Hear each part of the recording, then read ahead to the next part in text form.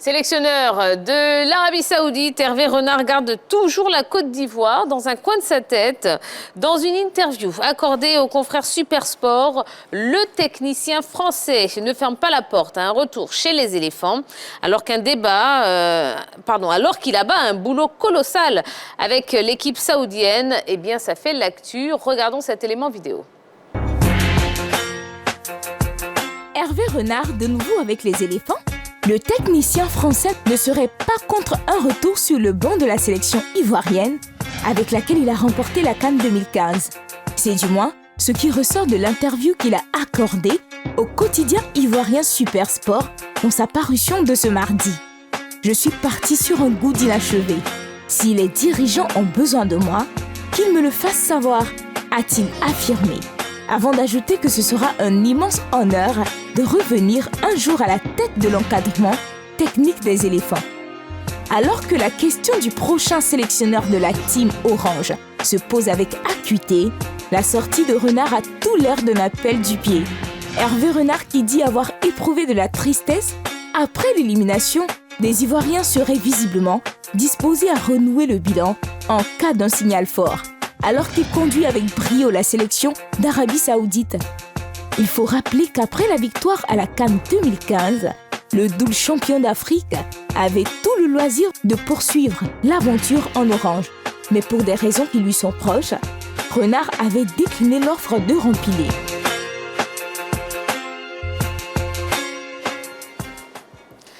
Bon, alors, messieurs, déjà, de façon générale, sans rentrer vraiment dans les détails, quel commentaire est-ce que vous faites par rapport à toutes ces velléités autour d'un éventuel retour d'Hervé Renard au sein de la sélection de Côte d'Ivoire?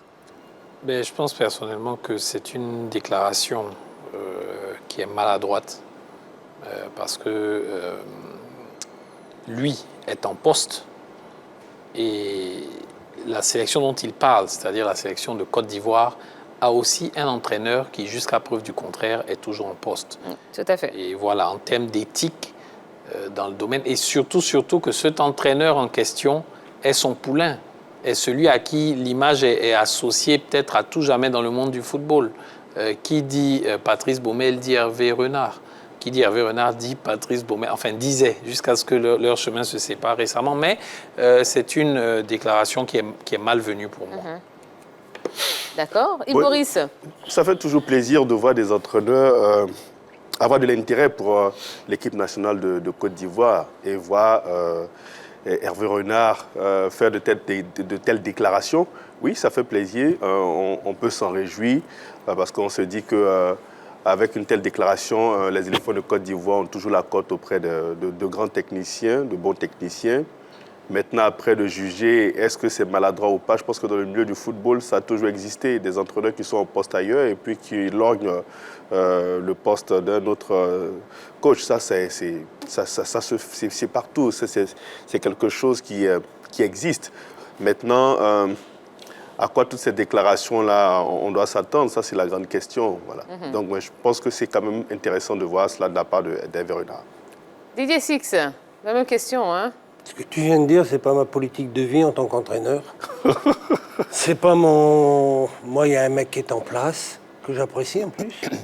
Si un jour, la Côte d'Ivoire se sépare et qu'il se retrouve sans entraîneur, je pourrais, comme je l'ai déjà fait d'ailleurs, je pourrais donner mon CV, mais pas quand il y a quelqu'un qui est en place et que j'estime que c'est un respect, c'est une éducation à avoir, et je reste sur ça. Donc une déclaration maladroite, pareil. C'est peut-être, je dis pas maladroite, c'est son problème. C'est son problème. C'est pas le. Vous me posez la question, moi je vous réponds ce que je pense. Tout à fait. Et vous, Éric Babou? Elle n'est pas que maladroite, elle est même indécente à mon avis, parce que c'est un véritable couteau dans le dos de son ami. Faut vous rappeler que c'est pas que son poulain. Ils sont aussi des amis, pour ne pas dire des frères. Et il est actuellement en poste. Il vient de sortir d'une CAN. Il est, on va dire, critiqué par une partie. Il est aussi soutenu par une partie. Voilà. Et donc, faire une sortie comme ça, c'est comme si pratiquement vous le poussez à la porte. Pour moi, c'est vraiment indécent, il n'aurait pas dû. D'accord. Allez, le téléphone est ouvert, hein, 27 21 59 93 99. Peut-on s'attendre à un retour d'Hervé Renard sur le banc des éléphants de Côte d'Ivoire? Eh bien, exprimez-vous et puis on ira également sur la page Facebook de la 3. Alors, au-delà du sacre de 2015, qu'est-ce que vous retenez de son passage sur le banc des éléphants? C'est tout ce qu'on retient. Parce que c'est le grand fait d'armes. En même temps, il n'a fait que 8 mois max. Il est arrivé après la Coupe du Monde 2014. Il a conduit l'équipe jusqu'à février 2015. Donc, il n'a pas fait beaucoup de temps. C'était sa seule compétition. C'est ce qu'on retient de lui. On ne peut rien retenir d'autre de lui. D'accord. Enfin, vous ne retenez rien d'autre. Enfin, voilà. Bon. Absolument. On verra ce que les autres retiennent. Absolument. Bon, on a Monsieur Kakou déjà au téléphone. Monsieur Kakou d'Abobo. Bonsoir, monsieur. Bonsoir, Tia. Comment allez-vous? Bref, consultant. Bonsoir. Bonsoir. Alors, Monsieur Kakou, bon, est-ce qu'on peut s'attendre à un retour d'Hervé Renard? On peut s'attendre à un retour d'Hervé Renard. Seulement que c'est le timing qui va me déranger un peu. Expliquez-vous. Puisque là, il est bien parti pour qualifier l'Arabie Saoudite au Mondial Qatar 2022. Et qu'en mois de juin prochain, nous aussi, on prépare notre Coupe d'Afrique. Voilà, c'est une déclaration à double traction, au fait. S'il vient, qu'il n'a pas le temps de nous concocter une belle équipe qui fait ce qu'il a fait en 2015, venir puis prendre la Coupe et repartir, ça va nous laisser un peu dubitatif. Donc, il se positionne au cas où le nouveau président de la fédération chercherait un sélectionneur. Voilà, puisque ce n'est pas sa première fois qu'il fait cette déclaration. Depuis la prise de Baumel, il avait fait une telle déclaration et il revient là-dessus. C'est qu'il est toujours intéressé par nous. La Côte d'Ivoire donne des cotes à tout entraîneur qui passe. Voilà, nous sommes la sélection africaine la mieux cotée en termes de stars et de salaire. Donc je me dis qu'après toutes ces expériences au Maroc, au Qatar, revenir en Côte d'Ivoire pour Hervé sera pour lui un paradis, plutôt que d'aller souffrir dans des pays comme le Comores ou bien la Zambie encore. Voilà. Mais je me dis que je suis inquiet. Vous êtes inquiet? Je suis inquiet. Parce que là, il est en fonction au Qatar, en Arabie Saoudite. Le mondial aura lieu quand et il viendra prendre. D'accord. Bon, on a eu l'essentiel des propos de M. Kakou. Merci en tout cas pour votre appel. On continue. Donc, qu'est-ce que vous retenez justement de son passage en 2015? Mais je retiens qu'il a été un très bon coach pour les éléphants de Côte d'Ivoire parce qu'en si peu, il a quand même réussi à insuffler une âme à cette équipe. Coach rigoureux, bon tacticien. C'est un excellent manager. Il a su quand même tirer le meilleur de cette équipe, pétri de talent de cette équipe de Côte d'Ivoire en 2015. Et puis, il a quand même ce petit truc-là que beaucoup de coachs n'ont pas, le charisme. Voilà, il sait insuffler ça à ses joueurs sur le terrain. Et ça, c'est une marque, c'est une fabrique d'Hervé Renard. On l'a vu quand il était avec la Zambie, on l'a vu quand il était avec la Côte d'Ivoire, ce charisme-là qu'il a su véhiculer, insuffler à ses joueurs, même étant sur le banc de touche, et puis son calme olympien. Oui, ça parle pour lui, on ne peut pas le lui enlever, c'est une de ses qualités, une de ses forces qu'il arrive à insuffler à ses joueurs. Et je pense qu'au-delà de la coupe qu'il gagne avec la Côte d'Ivoire, c'est ce que je retiens comme qualité en ce qui concerne ce coach. D'accord. Monsieur Ouattara Zana nous appelle de Grand Bérébi. Bonsoir, monsieur. Ouais, bonsoir, Tia. Comment allez-vous? Ouais, Dieu fait grâce, ça va. D'accord. Bonsoir, Alors, la grande team. Bonsoir. Salut, bonsoir. alors est-ce qu'on peut s'attendre à un retour d'Hervé Renard? Bon, pour moi, c'est pas nécessaire, puisque quand il était au poste, il n'y a pas quelqu'un qui l'a chassé. Lui-même, il est parti pour des raisons personnelles. Actuellement, il y a un entraîneur qui est en place, il n'est pas encore démis de ses fonctions, et puis, bon, il fait une telle sortie. Moi, je trouve ça, en tout cas, c'est pas juste. Et moi-même, je ne serais pas pour. D'accord, pourquoi? Parce que quand il était avec la Côte d'Ivoire était bien partie. Pourquoi ne pas rester pour continuer ce qu'il a commencé? Et puis il est parti, il n'y a pas quelqu'un qui l'a chassé. Et puis aujourd'hui, parce qu'on a échoué en Coupe d'Afrique, et puis il dit non, lui, il est parti sur je ne sais pas, il dit goût, inachevé, je ne sais pas. Donc moi, en tout cas, je ne serais pas pour son retour. D'accord. Ok. Très bien. Ben, merci beaucoup pour votre appel. Ok, merci, madame. Merci, monsieur Ouattara. Oui. Ouais, je dirais que je ferai le parallèle avec Baumel. Hein. Pour Hervé Renard, je dirais c'est selon ce qu'on veut voir. Où le verre il est à moitié plein ou bien il est à moitié vide. Je lui dis pourquoi. Parce que quand vous prenez Hervé Renard, il a eu le résultat. Mais je me rappelle avant tout ce qui a été dit en termes de qualité de jeu, en termes de choix même des joueurs. C'est pareil que tout ce qu'on a entendu sur Baumel. La chose qu'il a en plus, c'est qu'il avait une chemise blanche qui nous a porté chance. Voilà, et donc on a gagné la coupe. En termes de résultats, ok, bravo. Mais en termes de qualité de jeu, en termes de... On n'a pas retrouvé cette équipe-là. Et heureusement pour lui, on gagne la coupe. Et comment? Sur des tirs, des pénaltys, hein, des tirs au but. Rappelez-vous, sur des tirs au but. Je veux dire que là, aujourd'hui, Baumel, on sort de la CAN sur des tirs au but contre l'Égypte. Oui. On manque de chance. Hervé Renard, on gagne la Coupe d'Afrique avec lui, sur des tirs au but. On a eu de la chance. Donc je dirais que si c'est pour nous apporter la chemise blanche encore, ok, banco. Mais sinon, en termes de qualité de jeu, je pense que Baumel nous a montré beaucoup de choses. Et pour moi, en tout cas, ce monsieur mérite d'avoir une seconde chance. D'accord. Didier Six. On ne peut pas enlever à Hervé ce qu'il a gagné, c'est écrit, c'est dans les archives, ça c'est logique. Je répète ce que j'ai dit tout à l'heure, Ouais. c'est une question de temps. Et une question de temps, peut-être qu'il peut, lui, dans sa tête, il ne parle pas peut-être dans l'année qui vient, puisqu'il a l'Arabie Saoudite à qualifier pour la Coupe du Monde et il a de grandes chances de se qualifier. Donc de ce fait-là, c'est peut-être pour après qu'il aura envie. Ça serait logique, comme il aurait peut-être envie d'aller au Sénégal, qui est à côté, comme il aurait peut-être... De toute façon, le jour où il trouvera quelque chose, Hervé, il aura une grosse équipe, ça c'est clair. Et justement, moi je voulais rebondir sur des propos de coach Didier Six en disant qu'il faut nuancer quand même le discours qu'il a tenu. C'est vrai, on est dur avec lui, on dit oui en termes de timing, tout ça, mais il faut quand même nuancer parce qu'il n'a ni donné de précision dans le temps, ni donné de précision dans les conditions. Donc, il a juste dit si les dirigeants ivoiriens ont besoin de moi, je répondrai présent. Il n'a pas donné d'indication dans le temps.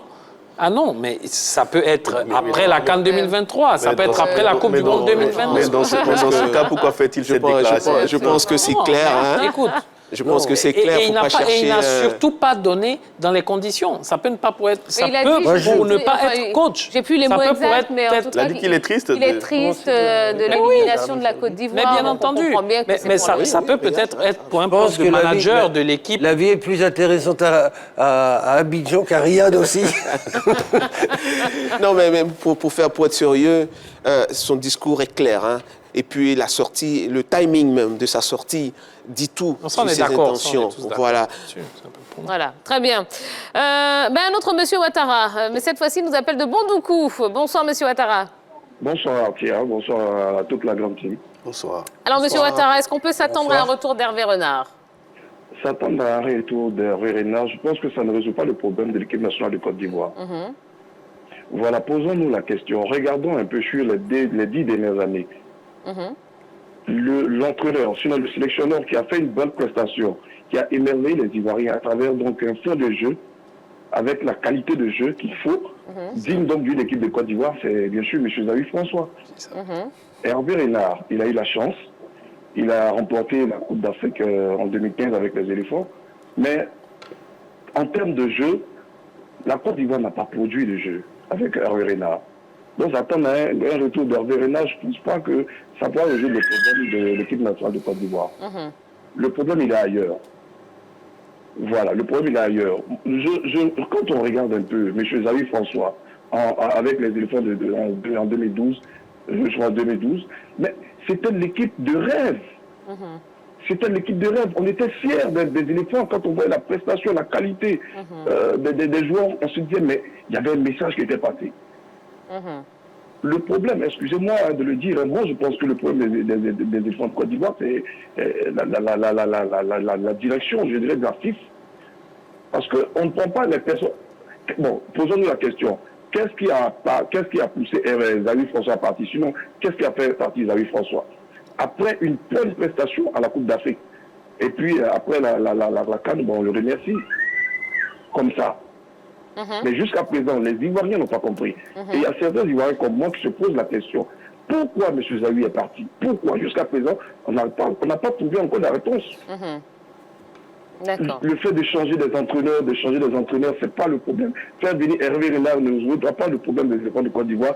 Plutôt, un bon sélectionneur, lui laisser le temps de travailler sur une longue période, sur 3, 4 ans, 5 ans, le juger. Didier Deschamps est sélectionneur de la France, ça fait combien d'années? Il a remporté la coupe du Monde en 2018. En 2020, il a raté l'Euro. Mais il est encore là. Mais c'est parce qu'il y a eu des choses qui étaient merveilleuses par le passé. Voilà, donc vraiment, consultant sur nos entraîneurs locaux, je pense qu'avec l'entraîneur sénégalais, avec Kanou Molo, on a vu que les entraîneurs africains sont quand même talentueux. On peut leur donner leur chance de faire monter quand même cette équipe de Côte d'Ivoire. D'accord. Très bien. Merci beaucoup, M. Ouattara, pour votre appel. Merci. Oui, vous vouliez réagir? Oui, je pense que je vais abonder dans son sens. Il a presque exprimé ma pensée. Vous voyez, ça fait... aucun entraîneur de l'équipe nationale n'a fait 2 CAN successives. Il y a des personnes qui sont spécialisées pour casser les entraîneurs. C'est un jeu pratiquement... Chaque fois qu'il y a un entraîneur qui vient en place, c'est que des critiques, il faut le casser, il faut absolument qu'il parte. Et c'est comme ça. Après chaque CAN, on doit changer. Et ça fait combien d'années? Je pense qu'il faut s'installer un peu dans le temps. Il faut permettre aux entraîneurs de travailler un peu. Exactement ce qu'il a dit, je pense. Et il y a un internaute qui abonde vraiment dans votre sens, l'homme de Kosandji qui nous dit « L'Ivoirien n'est pas patient.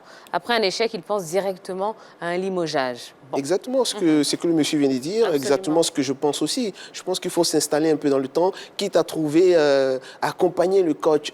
Bon, je ne vais pas revenir à Baumel, mais je veux dire que je parle de façon générale.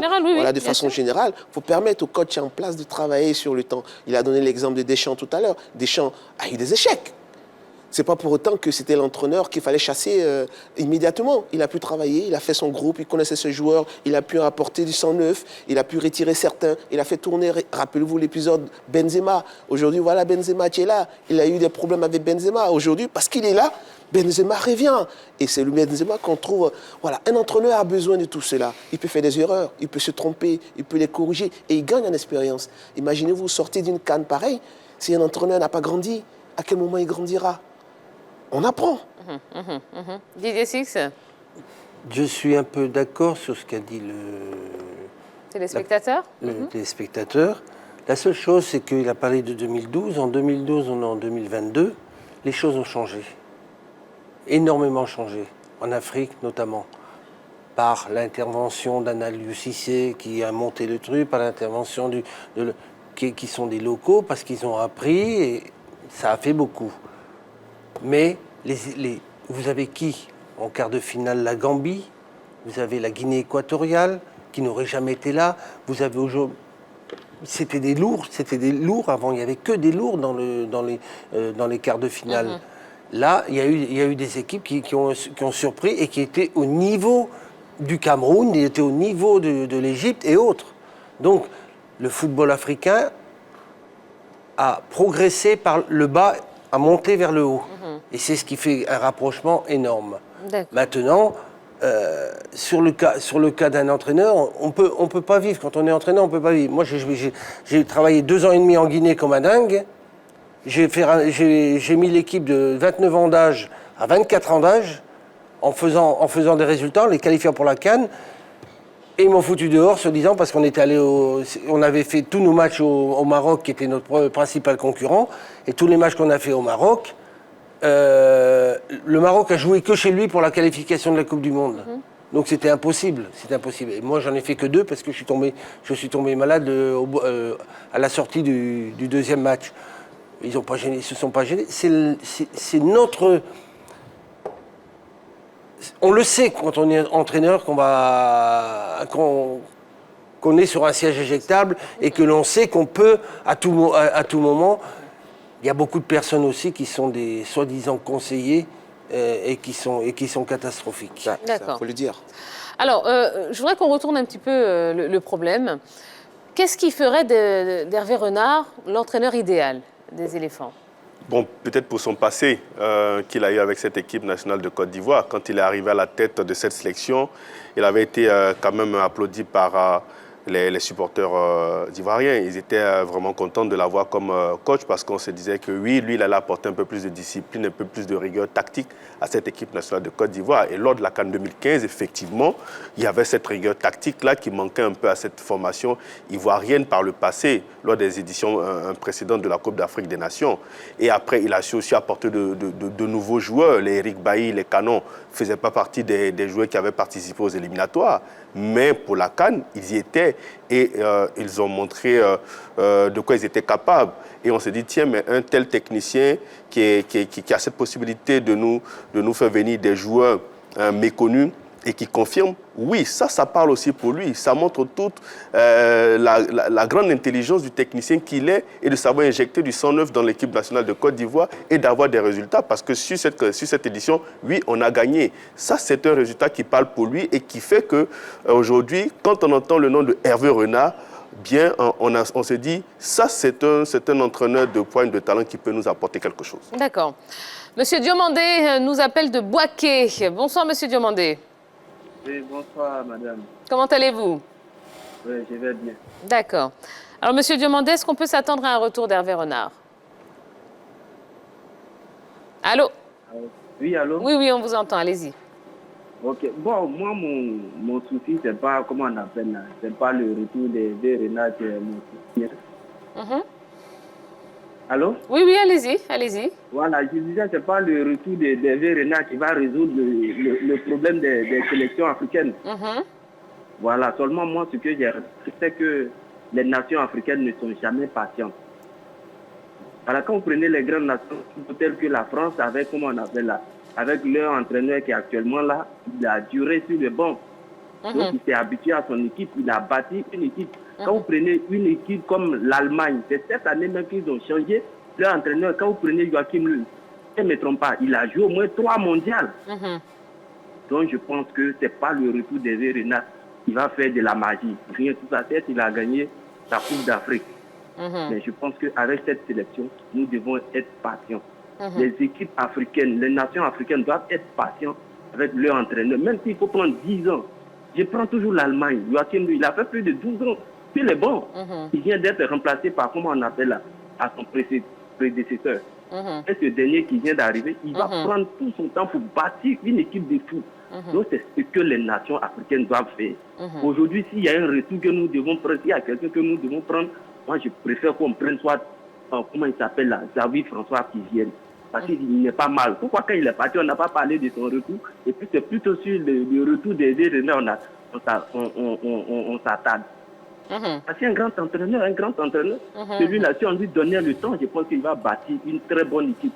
Même celui qui est parti tout récemment, celui qui vient d'être remplacé là, il pouvait y rester aussi et puis bâtir une équipe.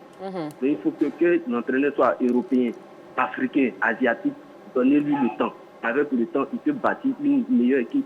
Comme ça, les équipes africaines pourront être plus compétitives au plan mondial comme au plan africain. D'accord. Moi, c'est un peu mon idée qui est là. D'accord, merci beaucoup pour votre appel, Monsieur Diomandé. Merci. Oui, si vous permettez. Oui, vas-y. Non, parce que moi, c'était pour revenir sur votre question. La question oui, que tout vous à aviez fait. posée. Qu'est-ce qui ferait d'Hervé Renard l'entraîneur idéal? Si on veut voir le revers de la médaille, tout à l'heure, Yves Boris parlait d'une qualité chez Hervé Renard, c'est la qualité de manager. Donc, au-delà du simple coach, c'est un meneur d'hommes, c'est un leader d'hommes. Et donc, du coup, aujourd'hui, on sait qu'on a constaté, en tout cas à l'occasion de cette Coupe d'Afrique, que l'un des gros problèmes de l'équipe de Côte d'Ivoire, c'était le mental. Et pour moi, c'est la qualité en cas de retour qu'Hervé Renard pourrait apporter à cette équipe. Alors, Hervé Renard a dit ceci, je cite, « Je suis parti sur un goût d'inachevé ». À votre avis, il faisait allusion à quoi? C'est une belle question. Hein. Il faisait allusion à quoi? Parce que personne ne l'a chassé. Donc, il est bien placé. Il aurait pu saisir l'occasion de... Il nous doit des explications, même à mon avis. Hein. Il nous doit des explications et on doit savoir... Ça ramène justement aux causes de son départ. C'est ce que je suis en train de dire. Est-ce que c'est à lui de nous les donner? C'est récurrent. Ou c'est aux anciens dirigeants de la fédération? Oui, au-delà même d'Hervé Renard. Au-delà d'Hervé Renard, j'en ai parlé un peu. Le coach en a parlé tout à l'heure. il y a certaines personnes qui se spécialisent dans le fait de pourrir la vie aux sélectionneurs, chasser les sélectionneurs. Voilà. Je pense que Hervé Renard, en lui disant, il n'a pas voulu rentrer dans le fond. Mais je pense que ça doit être l'une des raisons qui a fait que ce monsieur est parti. Parce que quand tu gagnes une CAN, tu es content, tu es heureux, tu as envie de continuer.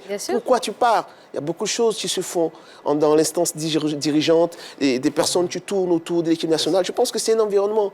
Et il faut que ça s'arrête en Côte d'Ivoire. Si on veut avancer, il faut que tout cet environnement-là soit assaini pour que les gens travaillent dans la paix, dans la tranquillité et qu'on les juge effectivement à leurs résultats. Oui, Didier. Je pense qu'on peut... Pardon. Je pense qu'on peut partir sur d'autres raisons aussi. Elle est là parce que c'est un job. Être entraîneur comme être joueur professionnel, c'est un job. C'est peut-être l'aspect financier qui peut aussi valoir sur les choses. Et ça peut être la réalité des choses. Après, ça n'enlève rien. Ça, c'est une parenthèse d'un côté. Il y a l'autre parenthèse de l'autre côté. Ça n'enlève rien des qualités d'un entraîneur. Ça, c'est rien. Quand on aussi savoir aussi que les joueurs doivent venir aussi pour le drapeau. Qu'ils savent que c'est pas là qu'ils vont. C'est pas leur salaire qui est mis en jeu là. C'est leur nation, c'est leur drapeau. Moi j'ai joué pendant près de 10 ans en équipe de France. Je serais allé en trottinette s'il le fallait. Parce que c'était un rêve de gamin, et quand on y est après, on n'a plus envie d'y sortir. Donc, on avait ça dans nos veines et dans notre sang, de jouer pour notre drapeau, et on se disciplinait pour ça. On se disciplinait que peut-être certains joueurs maintenant ne se disciplinent pas assez par rapport quand ils viennent en sélection. Allez, nouveau message sur la page Facebook, message de Momboy Ziaé, qui nous dit « Nous voulons un entraîneur national, en la personne de Rigo Gervais, François Zawi ou Kolo Touré. » Mais Choilio Haïdara, si on veut rester logique et ajouter à cette liste-là. Moi, je suis gêné chaque fois quand on parle de nationalité d'un entraîneur. Moi, je pense que ce qu'on doit privilégier, c'est la qualité de l'entraîneur. Que ce soit un Asiatique, que ce soit un Ivoirien. La Côte d'Ivoire, l'équipe nationale de Côte d'Ivoire n'a pas besoin de couleur d'un entraîneur. On a besoin d'un entraîneur compétent, de qualité, qui peut nous faire progresser, gagner des trophées. Voilà. Mais chaque fois qu'on ramène cela à la peau, à la couleur, à la nationalité, je suis toujours gêné. Je pense qu'il faut faire attention à ce genre de discours-là. Voilà, moi c'est mon point de vue. Je pense que quand je parle de compétences, je n'ai pas dit qu'il n'y a pas de compétents locaux. Je n'ai pas dit ça. Justement. Mais je veux dire que ça doit être le critère qu'on doit mettre devant. Justement, vous savez, là où je vais, le sens que j'ai envie d'exprimer ici, ce que j'ai envie d'exprimer, la pensée que j'ai envie d'exprimer, c'est que quand on se dit grande nation de foot africaine, je pense qu'à un moment donné, il faut avoir quand même la possibilité, la capacité d'avoir des techniciens locaux à la tête de notre sélection. On en a eu très peu. Qu'ils soient formés. Il faut qu'ils soient formés. Mais il y en a qui sont formés et qui ont de la qualité, qui ont déjà produit des résultats, qui peuvent être à la tête de cette sélection des éléphants de Côte d'Ivoire. Plusieurs fois, quand il y a appel à candidature, plusieurs techniciens ivoiriens ont déposé leur candidature, mais on n'a jamais eu le temps d'éplucher j'ai envie de leur CV pour leur donner leur chance, cette possibilité de pouvoir prendre l'équipe nationale de Côte d'Ivoire. Non, je viens. Quand vous regardez les grandes sélections du monde, elles ont toujours un technicien de leur pays. La France a toujours eu un Français, l'Allemagne c'est toujours... Vous pensez que ça fait une différence? Oui, ça fait une différence. Parce que je me dis, le technicien... Mais si c'est sur ces dernières années, ça a toujours été un Français. Ça a toujours été un Français. Depuis Aimé Jacquet, dites-moi quel est le technicien hors français qui a pris l'équipe nationale de foot. Excusez-moi. Bien avant qu'on ne gagne. Mais justement, je me dis, à un moment donné, il est temps. Il est temps parce qu'on a eu beaucoup de techniciens qui ont été formés, qui ont de la qualité, qui peuvent être à la tête de l'équipe nationale de Côte d'Ivoire. Donc il faut leur donner cette chance, cette capacité. On a eu Camara qui était à la tête de l'équipe nationale de Côte d'Ivoire. On aurait pu enchaîner avec un autre technicien ivoirien. Ça ne s'est pas fait. On a préféré une autre personne. Donc voilà, à un moment donné, je me dis, il faut revenir à ces fondamentaux parce que eux, les techniciens de nos pays, connaissent mieux l'environnement, maîtrisent mieux la psychologie, la façon de penser de nos joueurs que ceux qui viennent d'ailleurs. Ça aussi, c'est une réalité qu'il ne faut pas omettre. C'est de ça qu'il s'agit. D'accord. Monsieur Kouadio Vincent de Yopougon est avec nous. Bonsoir, Monsieur Kouadio. Allô, Monsieur Kouadio. Allô. D'accord. Il est parti, c'est pas Oui, grave. je voulais continuons. rebondir sur ce qu'il a dit. En fait, le souci, c'est pas que ce soit un entraîneur national ou bien que ce soit un expatrié. On arrive à un niveau où on parle de compétences. Si on en a ici, tant mieux, alléluia. Mais dire que c'est une garantie parce que c'est un entraîneur national et donc c'est une garantie de réussite, je dis non.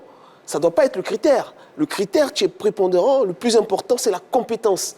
Et s'il y en a ici, on sera tous heureux. Mais moi, je pense au fait que les tenants de cette thèse, excuse-moi Yves Boris, les tenants de cette thèse, au fait, ce qu'ils veulent faire ressortir, je pense, hein, c'est surtout la préférence nationale, c'est-à-dire en termes, en situation d'égalité de compétences. Voilà. Et peut-être aussi d'égalité de je suis traitement d'accord. salarial, Tout à fait.